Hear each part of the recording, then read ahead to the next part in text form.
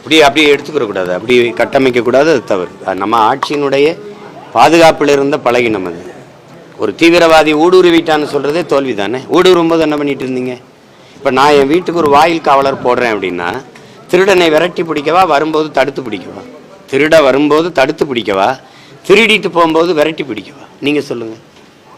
இவ்வளவு பெரிய வலிமையான கட்டமைப்பு, உளவு கட்டமைப்பு, பாதுகாப்பு கட்டமைப்பு, 3 படைப்பிரிவு இவ்வளவு இருந்து ஊடுருவி தாக்குதல் நடத்துகிற வரைக்கும் என்ன பண்ணிட்டு இருந்தீங்க?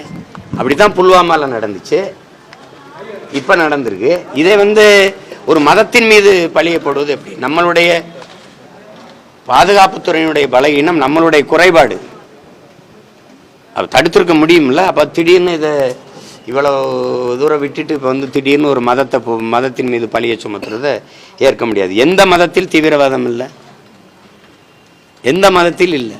எங்களை கொண்டு குவிச்சது பௌத்த தீவிரவாதம், ஈராக் மேலே போர் தொடு தெளிச்சது கிறிஸ்துவ தீவிரவாதம். ஒன்னே பாருங்களேன், எந்த இடத்துல? குஜராத்தில் நடந்த கலவரம் என்ன தீவிரவாதம்? திடீர்னு ஒரு வன்முறை தாக்குதல் வந்தால் ஒரு மதத்தை பழிய போட்டு அப்படி தப்பிச்சு போகிறத அது ஏற்க முடியாது. அது சரியானதில்லை. இந்தியா பாகிஸ்தான் ஒரு போர் சூழல் சூழல் இருக்கு. இது எப்படி இந்தியா போர் மூலமாக தீர்ப்பானு நினைக்கிறீங்களா? சீனாவோட தான் நம்மளை அச்சுறுத்துது. அருணாச்சல பிரதேசம் என்னதுங்குது போர் தொடுப்பில்ல? ஏன்னா அவன் பெரிய நாடு, இராணுவத்தில் வலிமையாக இருக்கான். இவன் உங்கள் மகன், நீங்கள் பெற்று போட்ட பிள்ளை, பாகிஸ்தான் சின்ன நாடு, உடனே மிரட்டுறீங்க அவனை. ஆதாரம் இல்லாமல் மற்ற நாடுகள் முன்னாடி இந்தியா எங்க மேல குற்றம் சுமத்துறாங்க அப்படின்னு பாகிஸ்தான் தரப்பு சொல்லியிருக்காங்க. இதுக்கு பதில் என்னவாக இருக்கு? அது தெரியல. ஒரு நாடு தன்னை தற்காத்துக்கொள்ள அது சொல்லும், எங்களுக்கு அதுக்கு சம்பந்தம் இல்லைன்னு சொல்லும். நம்ம நாடு நமக்கு தெரியுது, எங்கிருந்து வேற எங்கிருந்து வந்தான்னா இனிமேல் தான் நம்ம விசாரித்து அதை கண்டு உணரணும். அதை அவங்கள விசாரித்தா தான் தெரியும், அது என்னன்னு பார்த்தா தான் தெரியும்.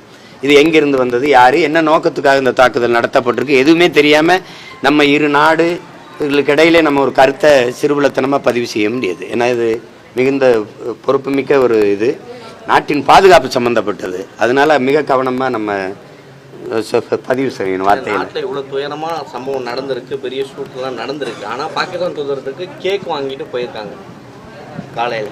யார்? அவங்க அந்த தூதரத்துக்குள்ள வேலை செய்யக்கூடிய ஊழியர்கள் இந்த கேக்கை எடுத்துகிட்டு போயிருக்காங்க.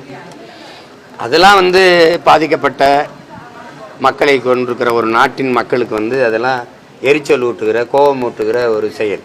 அந்த மாதிரி இதெல்லாம் தவிர்க்கணும். இதெல்லாம் இப்படி செய்யும்போது என்னென்னா, இப்போ பங்களாதேஷில் இருக்கிற நம்ம மக்களை தாக்குற அந்த காட்சியெல்லாம் வரும்போது நமக்கு கடுமையான கோபம் வருது. இது நல்ல போக்கு இல்லை, இந்த மாதிரி போக்கு இல்லை. எல்லாருமே அதை கவனத்தில் எடுத்துக்கிட்டு அதை கலைய முயற்சிக்கணுமே ஒழிய, இப்போ இந்த காட்சியை பார்க்கும்போது இவங்க வர நம்ம செத்து கிடக்குறோம், அவங்க இன்சுவை கட்டி தூக்கிட்டு உள்ள வரா அப்படின்னா வெறுப்பாக தான் இருக்கும்.